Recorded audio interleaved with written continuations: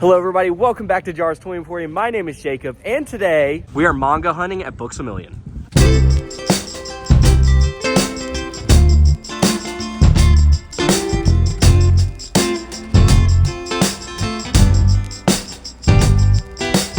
Now, the first thing that caught my eye over in the manga section was actually Ashita no Joe fighting for tomorrow. Now, this is something I saw over on Instagram a couple weeks ago, and just off the cover alone, it had my attention. And then I did a little bit of research on it, and I thought the synopsis for the story sounded really great. So definitely going to have to pick that up. And then I also thought it was really cool seeing this in-shelf dedicated to Sakamoto Days. Now, if you guys aren't familiar, Sakamoto Days just came to Netflix in the form of an anime. So I thought it was really neat that they had this whole in-shelf dedicated that, just in case you wanted to start reading the manga and maybe get caught up or get ahead, however you like to do that. Now, I personally want to watch the anime before I read the manga, and that is also something I want to do with One Punch Man and One Piece. I think it would be a little more fun for me to kind of watch it all unfold in anime rather than the manga, but I would like to go back and pick those up at some point. Same with Dandadan. Dandadan is another one that I want to watch in anime form, but the first thing I want to talk about here is actually Initial D, and this is one I am currently reading. So super exciting to see the kind of things you're going to get to at some point, and GTR is my dream car, so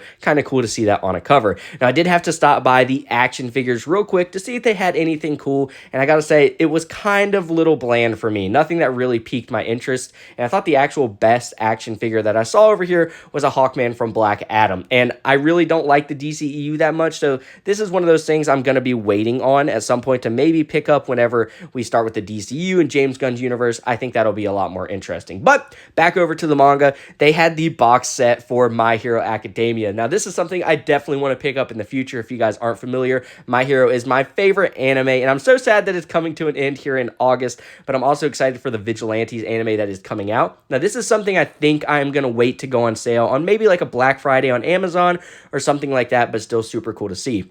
Now, lastly, I did want to swing over by this Lord of the Rings War of Rohirrim. This is a new movie that I have not had a chance to watch, but it does kind of have that anime-esque vibe to it as far as the animation is concerned, so it's kind of cool to see some of those things. They did have a cool Lord of the Rings action figure down here, but overall, just kind of interested to see these Funko Pops. You guys know I love Funko Pops, and I thought the box art on these was pretty cool as well, so nonetheless, always cool to kind of see the new stuff. Alrighty guys, now we are back in the studio, and it has been a few days since we were at Books A Million. While my family was in town, I really didn't have time to stop and record the aftermath of the things I picked up at Books A Million, so we're going to go ahead and do that right now, and I'm going to show you guys the couple of manga that I picked up while we were there. So obviously, I'm going to start off with the book that I was most excited to find, and that is Ashita no Joe Fighting for Tomorrow. Now, this is a book that when I had saw someone post about it over on Instagram, immediately just the cover and overall look of the book had my attention. So I decided it was something I wanted to pick up after doing a little bit of research on it, and as you guys know, I think it's a very, very popular manga if you're in the manga anime type world. Now, the back of the cover reads, a young street fighter drifter named Joe Yabuki wanders aimlessly through the slums of Tokyo, but a chance encounter with a failed boxer who sees something special in the boy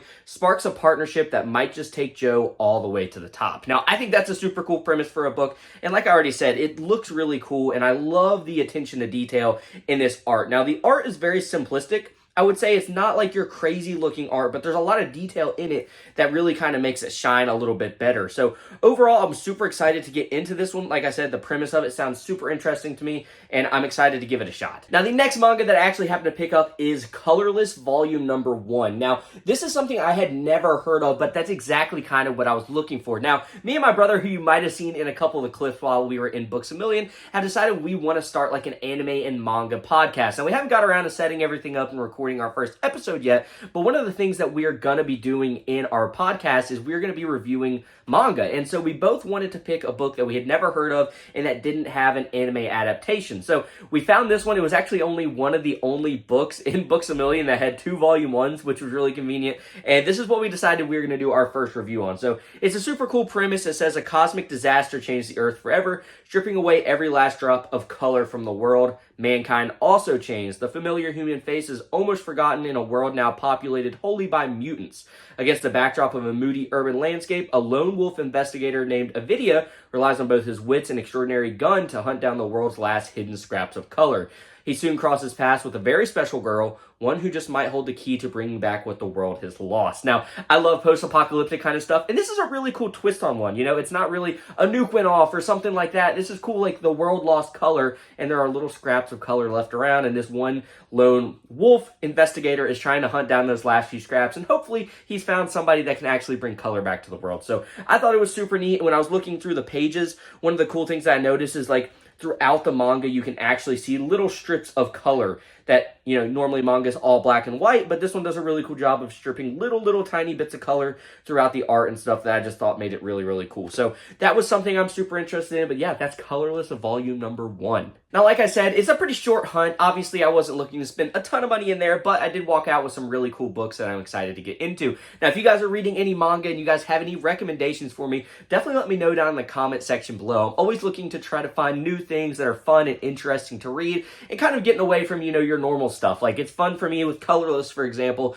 Never heard about it. I don't know anything about it. It's non-anime. So all those things make it a lot more fun and makes me really excited to kind of dive into a world that maybe not as many people know. So if you guys have those recommendations, let me know down in the comment section below. I'm still newer to anime and manga, so you're probably going to recommend something that I haven't read, which is fantastic. So don't be afraid to throw your recommendations out there. Now, that is going to do it for our first manga hunt of 2025. We're starting off the year really strong with 2 really great books that I think are going to be awesome. Again, keep your eye out for when I do start my anime manga podcast with my brother. I think if you guys enjoy that type of thing, you will really enjoy the things we have to say because we also really love it. And I think that's pretty evident when you hear us talk about it. So I'm excited for that and what the future for that is to come. But if you guys did enjoy this first manga hunt, definitely hit that like button, hit that subscribe button, turn that notification bell on so you don't ever miss another video. Doing pretty great start off to the year. I'm excited for the way the content has been going, so I hope you guys have been enjoying it as well. But that is going to do it for today's video. Thank you all so much for watching, and I will see you in the next one. Bye.